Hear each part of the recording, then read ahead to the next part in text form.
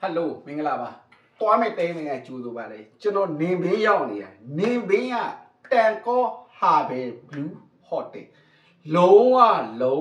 လမ်းနေနော်ဒီဟိုတယ်က9သိန်းနဲ့6000သူတို့ VN ထောင်9သိန်းနဲ့6000လောက်ပဲကြာတာမြန်မာပြည်ငွေနဲ့တွက်ရင်9000လောက်ပဲကြာတယ်3ယောက်ခန့်ဒီမှာလိုက်ကြည့်ဒီမှာလားဒီမှာ single bed လုံးပါမယ်နော် single bed လုံးပါမယ်ဒီမှာကင်းဆိုင်ပဲလုံးဝလဲနေနော်ဟိုးမှာမီးအိမ်လေးတစ်လုံးပါတယ်ဒီဘက်မှာ electric guitar တစ်လုံးပါတယ်နော်ဒါကတော့ကျွန်တော်အိမ်လေးတင်ထားတာနော်ဒါရင်သွေးချမ်းသွားဖို့ဖန်ခွက်လေးတွေဒီမှာအလှပန်းလို့လေးတွေဒီမှာမီနီဘာတစ်ခုတော့ပါတယ်ဘာမှတော့မပါဘူးနော်ပြီးတော့ဒီမှာ TV တစ်လုံးပါတယ်ဒါကားသမားကျွန်တော်ကိုကျွေးလိုက်တဲ့အချိုချင်လေးတွေဒီမှာရေတံ3ခုပါတယ်ပန်လာပါတယ်ဟိုးမှာ air condition မှာပါတယ်နော်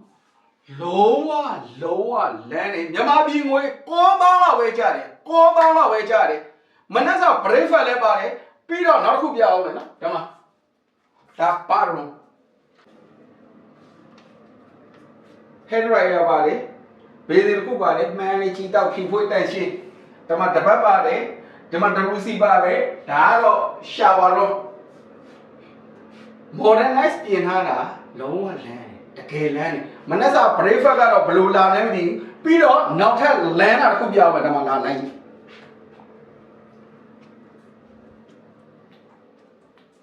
လိုက်ကြရနော်ခန်းကြီးတွေအိုးပဲမဟုတ်နော်လုံးဝအလန်းဓမ္မကြီး